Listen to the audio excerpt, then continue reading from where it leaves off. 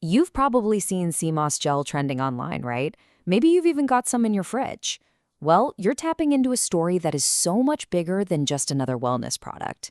We're going to dive in, because the journey of sea moss is this incredible tale of tradition, innovation, and, of course, the ocean itself.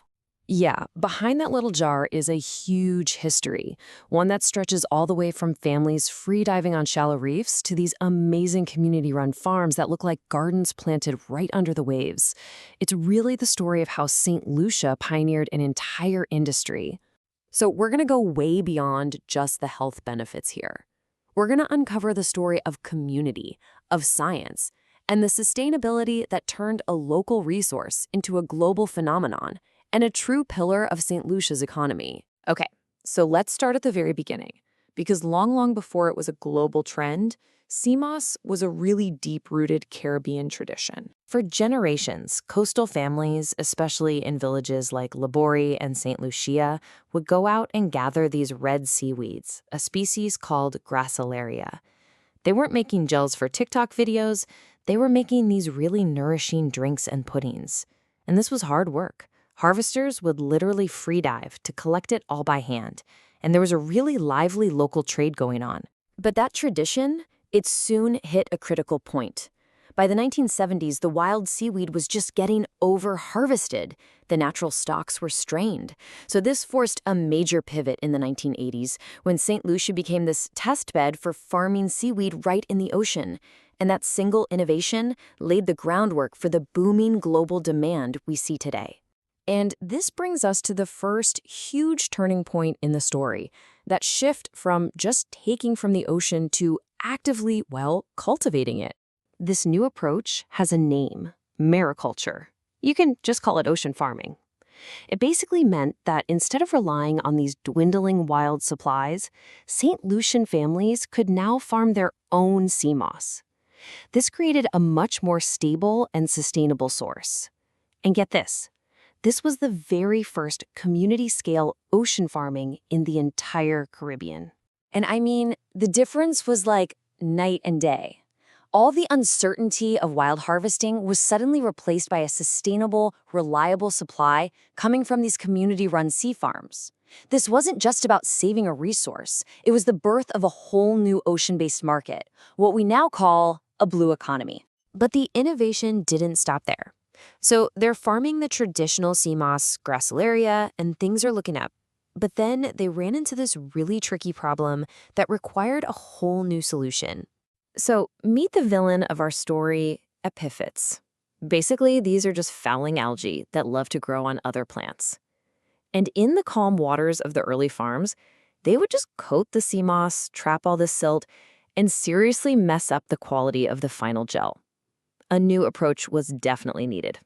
And the solution came in the form of a hero species. Farmers and researchers introduced Eucheuma cottonii, a totally different type of seaweed that had this amazing natural defense against those pesky, unwanted guests. You can really see the difference here. The original Gracilaria was super vulnerable, right? But the new Eucheuma cottonii had this smoother surface that naturally resisted all that fouling algae. But the real kicker? It also produced a way stronger gelling agent called carrageenan, which made it perfect for a premium gel. This was a total game changer. So, with these innovations, St. Lucia didn't just solve its own problem, it basically developed the playbook. It created a reputation for quality, and that expertise started to spread across the entire region. And I mean, this really took off. The success in St. Lucia helped kickstart a much larger trend. Just between 2013 and 2023, seaweed farming across Latin America and the Caribbean grew by a massive 66%. And St. Lucia was right there at the very forefront of that wave. So what makes St. Lucian sea moss so special? Well, it really comes down to three things. First, you've got the place. The clean, Atlantic-flushed bays are just perfect for growth. Then there's the practice. Decades of hands-on knowledge about when to seed, how to prune, how to harvest. And most importantly, it's the people.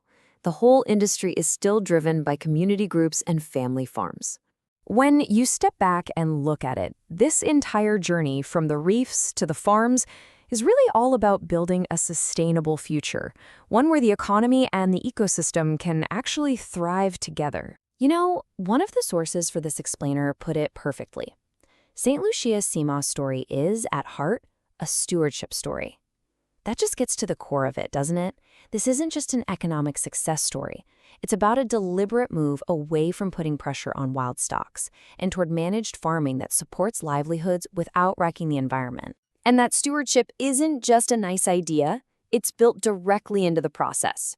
Modern best practices mean setting up farms away from sensitive coral reefs, using wildlife-safe gear, and making sure there's a clean, traceable path from the ocean all the way to the final product you buy. This whole model, from start to finish, is a perfect example of what people call the blue economy in action. Using the ocean's resources for economic growth and for jobs, all while making sure the ocean stays healthy for the future. So the next time you see a jar of sea moss gel, you'll know it's not just a superfood. It's the result of a decades-long story of community, of adaptation, and of stewardship. And it kind of leaves us with a final thought. What other untold stories are waiting behind the foods that you eat every day?